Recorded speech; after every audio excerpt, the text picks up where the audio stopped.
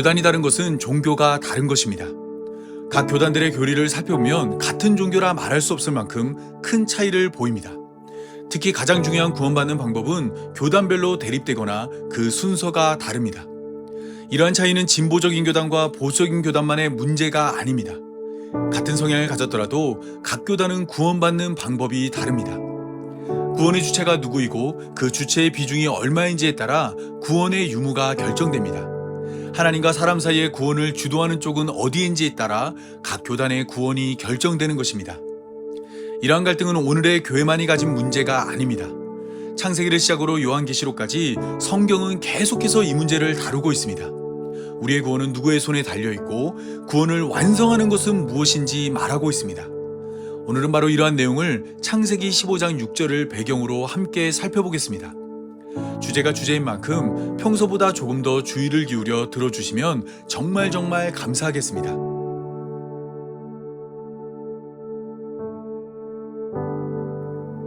이 땅에 처음 교회가 생겨났을 때 유대로부터 어떤 사람들이 내려와 안디옥 교회 성도들을 가르쳤습니다.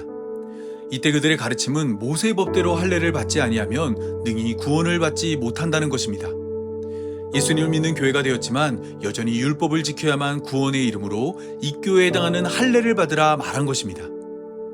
당시 안디옥 교회에 머물던 바울과 바나바는 이들의 가르침에 동의할 수 없었습니다. 바울 및 바나바와 그들 사이에 적지 아니한 다툼과 변론이 일어났습니다. 바울과 바나바는 오직 예수님을 믿는 믿음으로 구원에 이른다 가르쳤기 때문입니다. 때문에 교회는 이 문제를 해결하기 위해 예루살렘에 있는 사도와 장로들에게 사람을 보내기로 작정하였습니다. 구원에 이르기 위해 모세 법대로 할례를 받아야 하는지 아니면 구원에 이르기 위해 오직 믿음만 있으면 되는지 묻기로 한 것입니다. 그런데 안디옥 교회의 문제를 들은 예루살렘 교회는 안디옥 교회와 크게 다르지 않았습니다. 예루살렘 교회도 안디옥 교회처럼 적지 않은 다툼과 변론이 일어났습니다. 바리새인 중에 어떤 믿는 사람들이 일어나 이방인에게 할례를 행하고 모세의 율법을 지키라 명령하는 것이 마땅하다 말했습니다. 하지만 베드로는 너희가 어찌하여 하나님을 시험하여 우리 조상과 우리도 능히 매지 못하던 멍에를 제자들의 목에 두려느냐라고 말을 하며 우리는 그들이 우리와 동일하게 주 예수의 은혜로 구원받는 줄을 믿노라라고 말하였습니다. 이 모든 과정을 지켜본 예수님의 형제 야고보는 모든 사람을 대표해 결론을 내렸습니다. 선지자들의 말씀이 이와 일치한다 말을 하며 이방인 중에서 하나님께 돌아오는 자들을 괴롭게 하지 말자 말하였습니다. 모세의 법대로 할례를 받아야만 구원에 이르는 것이 아니라 오직 예수님을 믿는 믿음만이 교회로 부름받은 성도를 구원한다 말한 것입니다.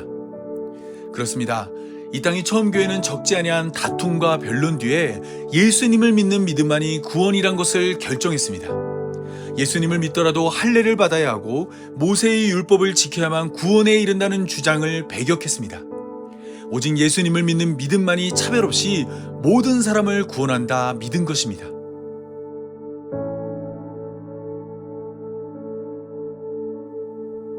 하지만 신약의 역사를 살펴보면 율법을 지키라는 명령과 더불어 할례의 요구는 계속되었습니다. 예수님을 믿는 것만으로 충분하지 않고 예수님을 믿었더라도 모세의 율법을 따라 할례를 받아야 한다 말하는 자가 계속해서 나타났습니다. 분명 예루살렘 교회에서 구원이란 오직 예수님을 믿는 믿음으로 충분하다 말했지만 그들은 예수님을 믿는 믿음만으로는 부족하다 생각했습니다. 때문에 바울은 이러한 자들을 향해 갈라디아서 5장 2절에서 6절을 통해 이와 같이 말하였습니다. 보라 나 바울은 너희에게 말하노니 너희가 만일 할례를 받으면 그리스도께서 너희에게 아무 유익이 없으리라. 내가 할례를 받는 각 사람에게 다시 증언하노니 그는 율법 전체를 행할 의무를 가진 자라. 율법 안에서 의롭다함을 얻으려는 너희는 그리스도에게서 끊어지고 은혜에서 떨어진 자로다. 우리가 성령으로 믿음을 따라 의의 소망을 기다리노니 그리스도 예수 안에서는 할례나 무할례나 효력이 없으되 사랑으로서 역사하는 믿음뿐이니라. 바울은 할례를 의지하는 자에게는 그리스도가 아무런 유익이 없다 말하였습니다. 또한 할례를 받아 구원에 이르기 원하는 자는 율법 중 하나인 할례만 행할 것이 아니라 율법 전체를 행하라 말하였습니다. 그리고 율법 안에서 의롭다함을 얻으려는 자는 그리스도에게서 끊어지고 은혜에서 떨어진다 말하였습니다. 그러면서 그리스도 예수 안에서 할례나 무할례나 효력이 없으되 사랑으로서 역사하는 믿음만이 효력이 있다 말하였습니다.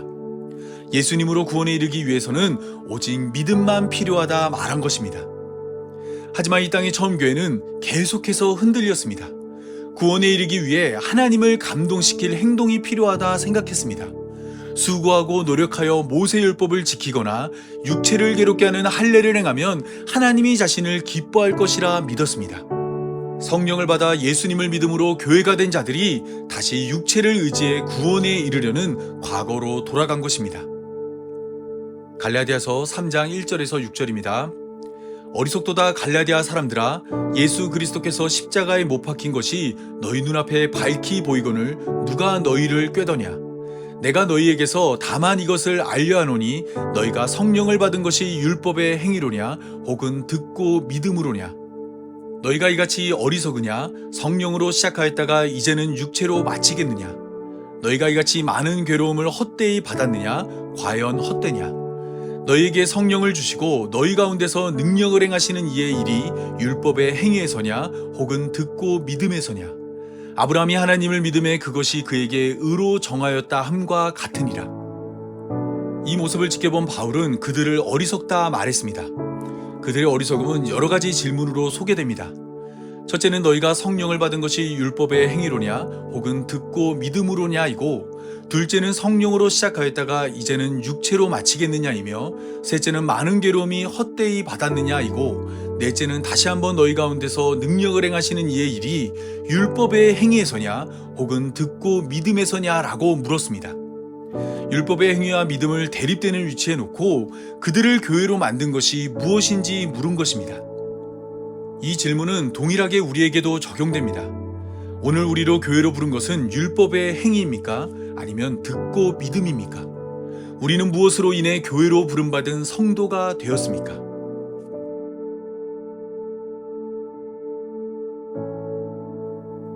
여러 질문을 던진 바울의 답은 갈라디아서 3장 6절이 소개하는 아브라함에게서 찾을 수 있습니다. 바울은 아브라함이 하나님을 믿음에 그것이 그에게 의로 정하였다 함과 같다 말하였습니다. 이 말씀은 오늘 본문인 창세기 15장 6절의 말씀입니다.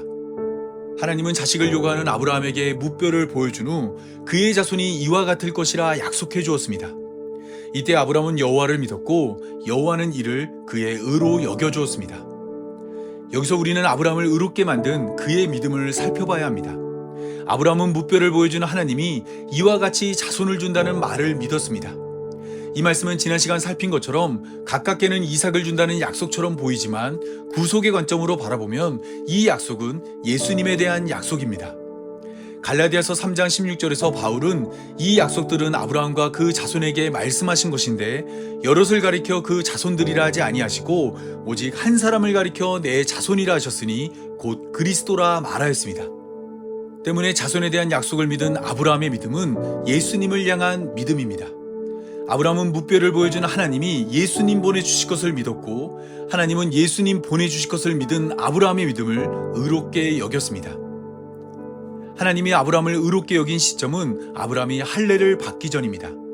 창세기 15장에서 아브라함을 의롭다 말한 하나님은 창세기 17장에서 아브라함에게 할례를 요구했습니다. 아브라함을 의롭다 칭한 시점이 아브라함에게 할례를 요구한 시점보다 앞선 것입니다. 로마 4장은 이 사실을 바탕으로 의롭게 된 일은 할례와 무관하다 말합니다. 그러면서 할례의 표를 받은 것은 무할례 시의 믿음으로 된 의를 인친 것일 뿐 할례를 받지 않았더라도 믿음만 있으면 누구나 의롭게 될 수 있다 말하였습니다. 조금 더 깊이 로마 4장을 들여다보면 바울이 말하고자 하는 바는 할례만이 아닙니다. 그는 육신으로 우리 조상인 아브라함이 무엇을 얻었다 하리요 라고 말을 하며 아브라함이 행위로 의롭다 하심을 받았으면 자랑할 것이 있으려니와 하나님 앞에서는 없다 말하였습니다. 그러면서 성경은 아브라함이 하나님을 믿음에 그것이 그에게 의로 여긴 바 되었다 말하였습니다. 할례만 구원과 무관한 것이 아니라 율법도 구원과 무관하고 오직 은혜만이 우리를 구원한다 말한 것입니다. 이러한 사실은 은혜에 대한 설명에도 나타납니다. 아브라함이 믿음으로 의롭게 되었다 말한 바울은 일하는 자에게는 그 삭시 은혜로 여겨지지 아니하고 보수로 여겨지거니와 이를 아니할지라도 경건하지 아니한 자를 의롭다 하시는 이를 믿는 자에게는 그의 믿음을 의로 여기시나니 일한 것이 없이 하나님께 의로 여김 받는 자는 복을 받은 자라 말하였습니다. 구원에 있어 할례는 물론이고 율법을 행하지 못했더라도 믿는 자를 믿음으로 의롭게 하는 것이 하나님의 은혜이고 그것이 복이라 말한 것입니다.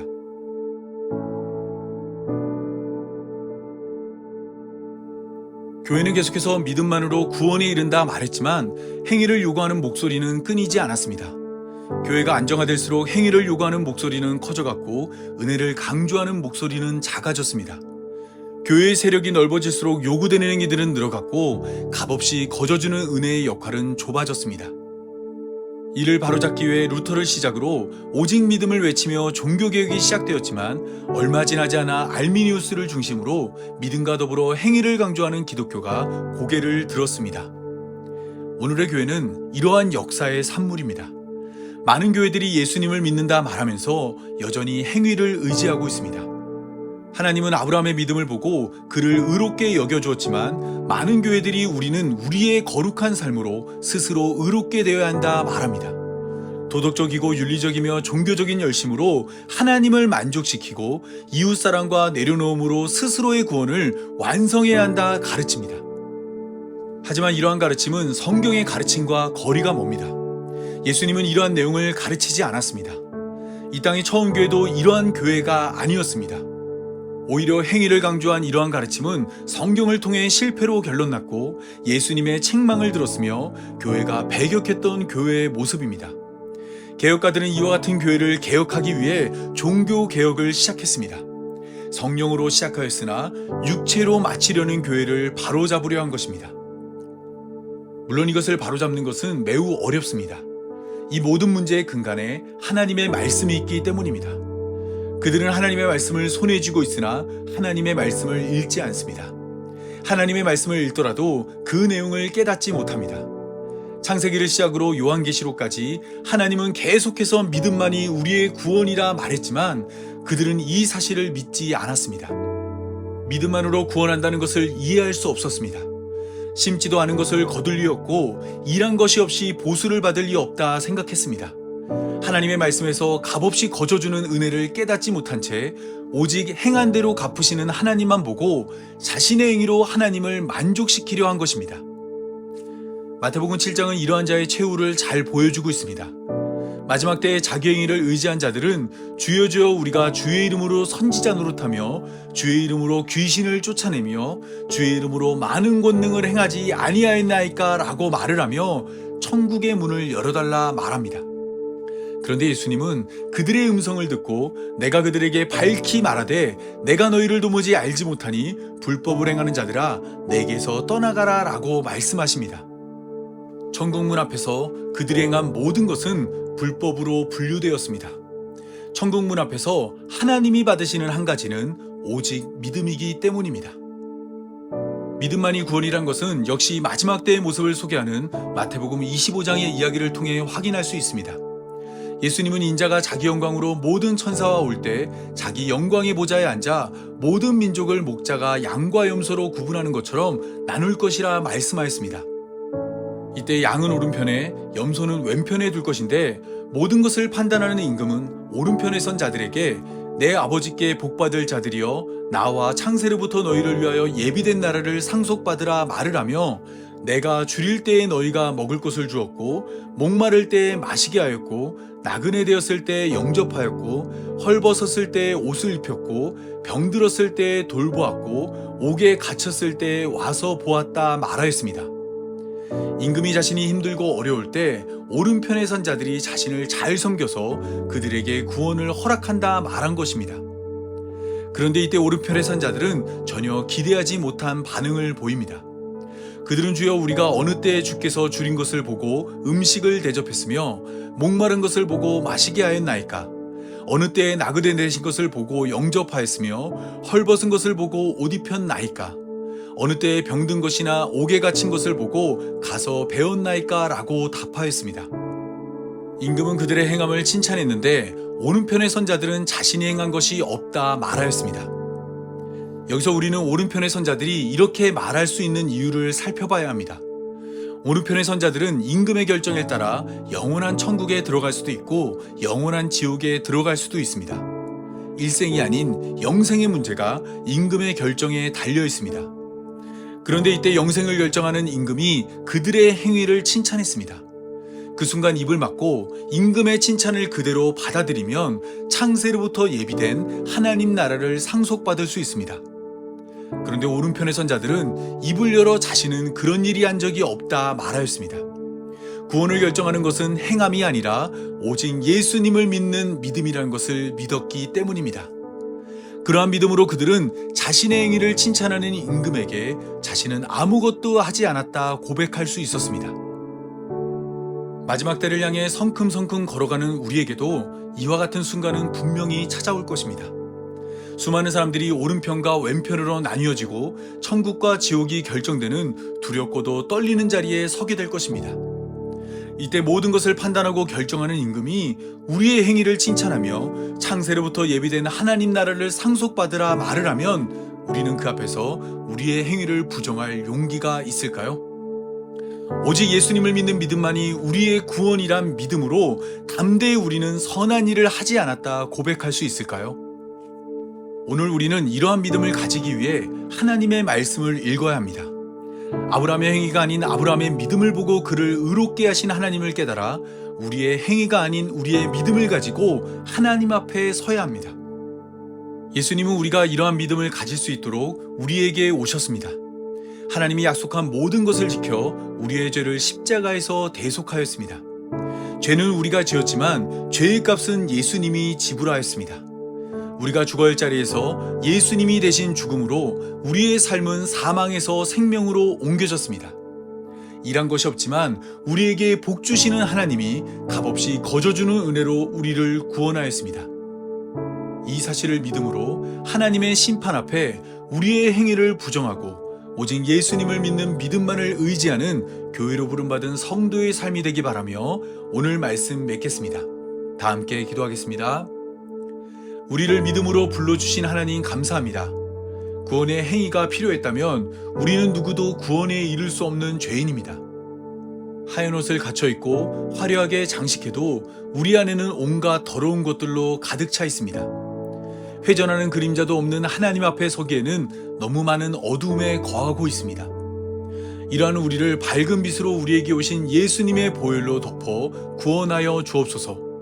일한 것이 없음에도 은혜로 구원하는 하나님을 성경에서 배웠사오니 일한 것이 없는 우리도 예수님의 은혜로 하나님의 백성 삼아 주옵소서. 이 모든 말씀 우리 구주 예수님의 이름으로 기도합니다. 아멘.